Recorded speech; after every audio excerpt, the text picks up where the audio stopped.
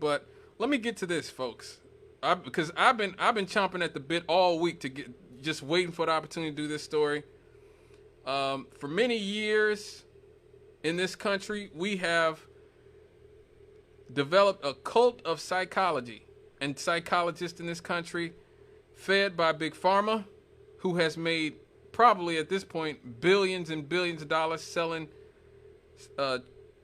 psychotropic drugs to people. And now we're seeing that house of cards start to fall down. I mean, I didn't know, I didn't think I would live to see this, something like this happen, a monumental study like this one, but this is a big one. And considering the amount of Americans who are on antidepressants and are on these type of drugs that mess with your brain chemistry, you might want to listen to this. Okay, a recent review study is pushing back against the long-held views in medicine that depression is caused by a serotonin imbalance in the brain. Let me say this again. A recent review study is pushing back against long-held views in medicine that depression is caused by a serotonin imbalance in the brain. Researchers from the University College London conducted an umbrella review of past meta-studies and systematic analysis of depression's relationship to serotonin activity that included tens of thousands of participants. The study, published this week in the journal in the journal Molecular Psychiatry, concluded that there's no clear evidence that serotonin levels or serotonin activity is responsible for depression. Wow.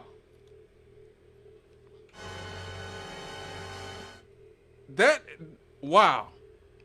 Right there is a complete repudiation of the last 30, 40 years of drugging all of these children here and not just in Gary and East Chicago, not just in Lake County, but around the world, and particularly this country. We are the most medicated group of people on the planet. And a lot of those drugs are SSRIs given to us because we were told that we have, an imbalance of brain chemistry and serotonin and all this other stuff. Serotonin is a neurotransmitter that plays a key role in governing mood, sleep, digestion, and other bodily functions. For years, a chemical imbalance of serotonin has been widely viewed as the culprit for depression, resulting in the widespread use of antidepressants like selective serotonin reuptake inhibitors, or SSRIs, which boost serotonin in the brain.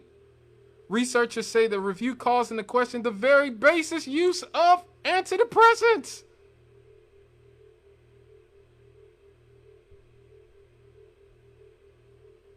Wow.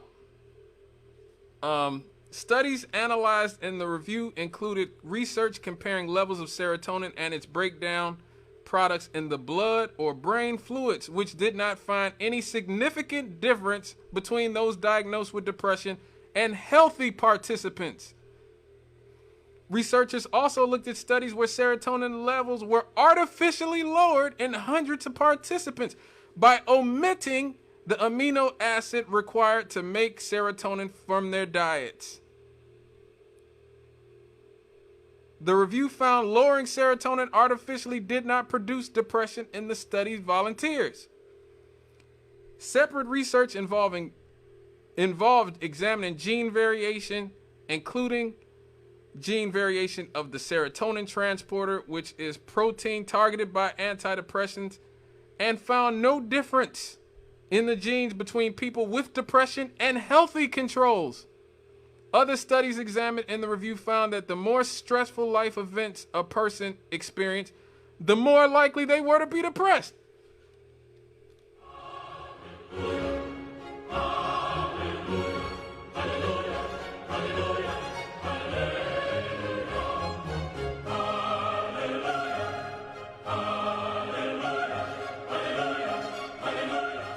So you mean to tell me that bad things happening in your life make you depressed?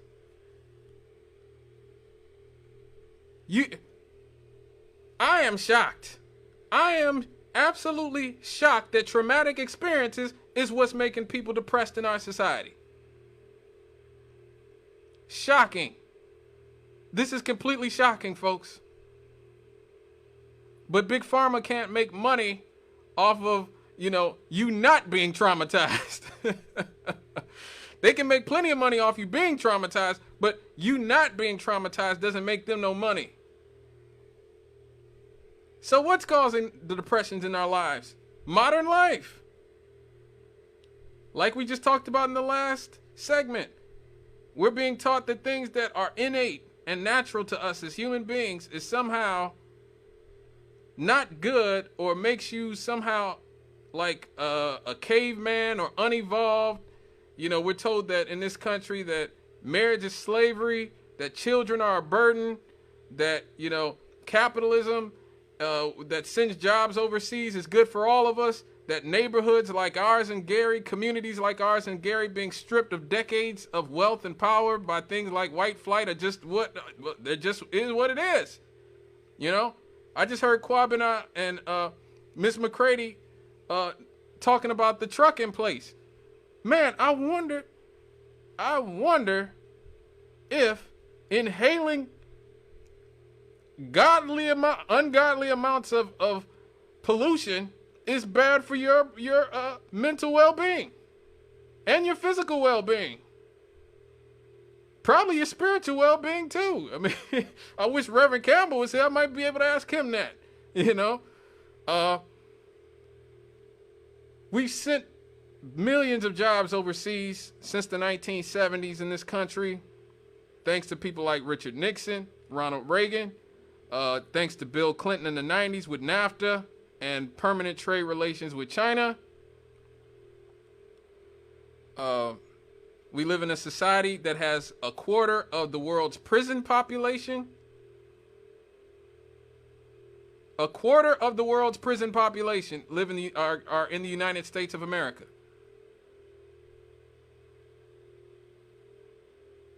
We out there trying to shame Russia for having Brittany Griner in jail for some marijuana. We got thousands of black men in jail for marijuana in this country. Thousands upon thousands. Kamala Harris helped put them there and joked about it. In spite of the fact that she smoked weed herself. At least she said she did when she was in college. Joe Biden wrote the bill to put all the weed smokers in jail. You can't even smoke a joint after your job's been sent overseas, after your community's turned into Grand Theft Auto. You can't have a little joint? I bet you they'll let you destroy your brain tissue with alcohol, which is a lot worse for you than marijuana, folks. Look it up. Marijuana does not have a death profile. Alcohol does. Now, I don't do either. I don't drink and I don't smoke. I don't do any drugs. Okay? I'm straight edge, generally speaking. So I don't have a dog in this fight. But if I did have a dog in the fight, you better believe my dog would be marijuana more so than whiskey or vodka. Okay? Because again, vodka kills brain tissue. Alcohol kills tissue. Marijuana does not. You probably have to smoke a whole forest full of weed before it starts turning into what alcohol does. We live in a society that destroyed the working class communities, like this one in Gary, Indiana, like East Chicago. All of what is perceived to be the Rust Belt, so that the capitalists could make way more money sending jobs overseas, and so the shareholders could make more money. We're taught that that's good for us. Having to move from our communities where our families are and have been for generations, we got to move across the country to find a job because there's so few jobs that are good jobs that pay a living wage. You can either work at McDonald's or you can work at Walmart and still have to be on food stamps or you'll have to move across the country to find a job that'll give you a living wage. And we've destroyed families. This has destroyed families. People who've had their jobs and communities destroyed magically can't stay married. I wonder why. So we have the right wingers pushing capitalism on us. We have the left wingers, unfortunately, pushing, again, marriage is slavery, motherhood slavery. There's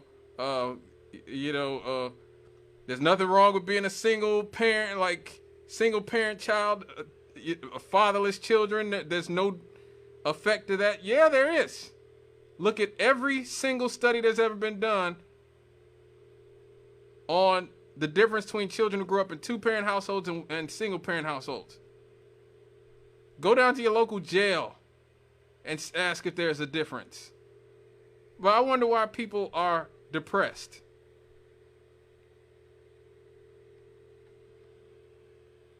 We live in the most violent, rich country in the world. Cities in America have higher murder rates than third world countries. But I wonder why people are depressed. It must be because they just have a natural brain chemistry issue. They just must not have enough serotonin, apparently.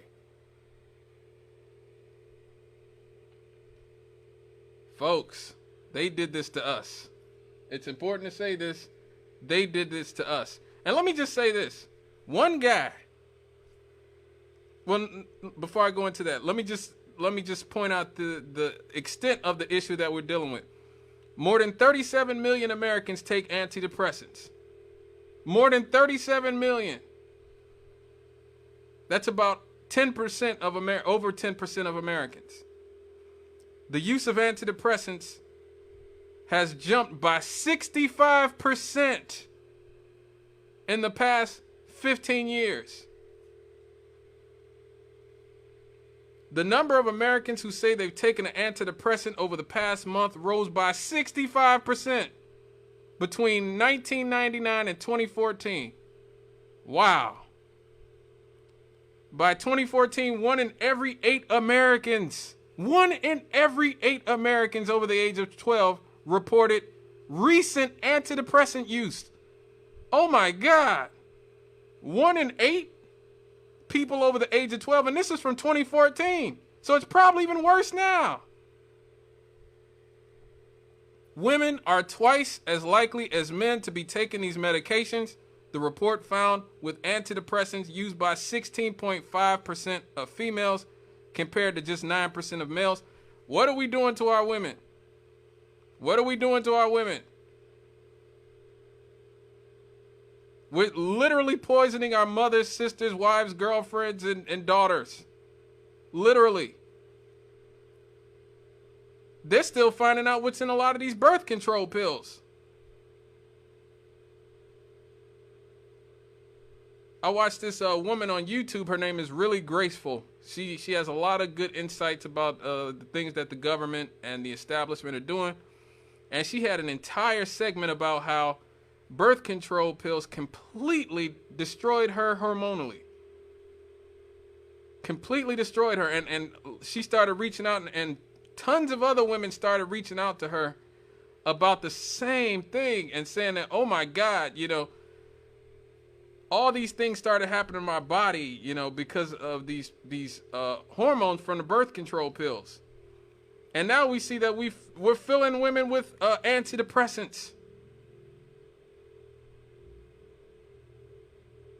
Wow.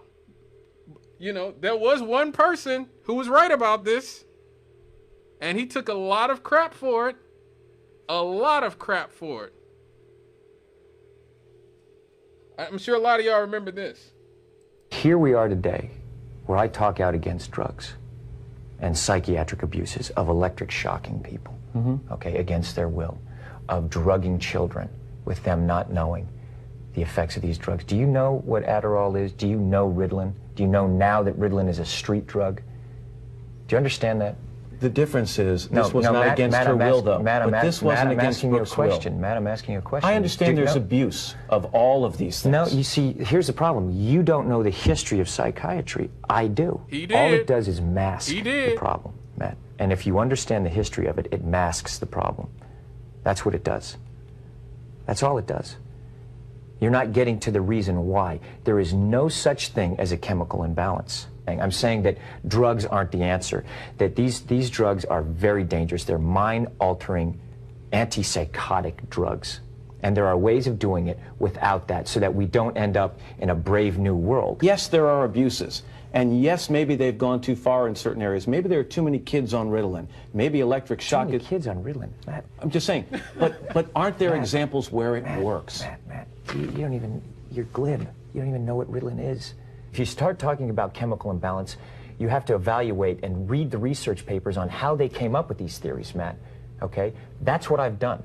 And you go and you say, where's the medical test? Where's the blood test that says how much Ritalin you're supposed to get? It's very impressive to listen to you because clearly you've done the homework and you know the subject. And you should. And you should do that also because just knowing people who are on Ritalin isn't enough. Now, why hasn't Matt Lauer done the research on this? You're a newsman. It's your job to educate the public. And you're letting an actor style on you like this. But let's resume. Should be a little bit more responsible in knowing I'm really. not prescribing Yes, you Ritalin, should. Tom, and I'm not asking anyone else to do well, it. I'm you simply are. You're saying no. I know you're- some people who seem to have been helped by it. But you're saying, but it's like this is a very important issue. I This is couldn't a very, agree more. and you know what? And you're here on the Today Show, Right? And to talk about it in a way of saying, well, isn't it okay, and being reasonable about it when you don't know, and I do. I think that you should be a little bit more responsible in knowing what it is, because you communicate to people. Yes! Yes! Yes! Yes! Yes! Yes! Yes! Yes! Yes! Yes! Seriously, folks. That is Tom Cruise, okay? I remember when this happened. This was 2005, if I'm not mistaken. So this is 17 years ago. Tom Cruise gave this interview to Matt Lauer. And every single person in America made that man out to be a complete loon and a psycho. I admit I made fun of Tom Cruise just like everybody was making fun of him at the time. I was a young dude watching MSNBC and CNN and corporate media, and I'm thinking Tom Cruise has lost his damn mind, jumping on tables and about to curse out Matt Lauer and talking about he knows the history of psychology. Apparently he did. Apparently he knew the history of psychology. Now the question is, why in the hell didn't Matt Lauer know the history of psychology? It's literally his job if he's going to do this type of crap. If you're going to be in the mainstream media and be a news person, you should know this crap more than Tom Cruise does. And this is why I'm so hard on the corporate liberal media. This is why I'm so hard on these people. These people are literally there to help Big Pharma sell drugs. They're there to help Wall Street continue to maintain control over the working classes. Okay? They're there to help maintain the bottom line for the military-industrial complex. That's why they're selling you this crap on Ukraine. We haven't talked about this in a while, but the media has blood all over its hands. They're going to get all the Ukrainians killed. Their job is to maintain a status quo that does not benefit me, does not benefit you. And again, you see right there, one of the biggest movie stars in the world, one of the biggest movie stars who ever lived, was made out to be a complete buffoon and a liar and the dumbest person on planet Earth, because he actually did his research and figured out that Big Pharma was full of crap and filling kids with dangerous drugs. The same drugs that Matt Lauer and the Today Show advertise on their show. All these people. And the same thing with the vaccine and everything else.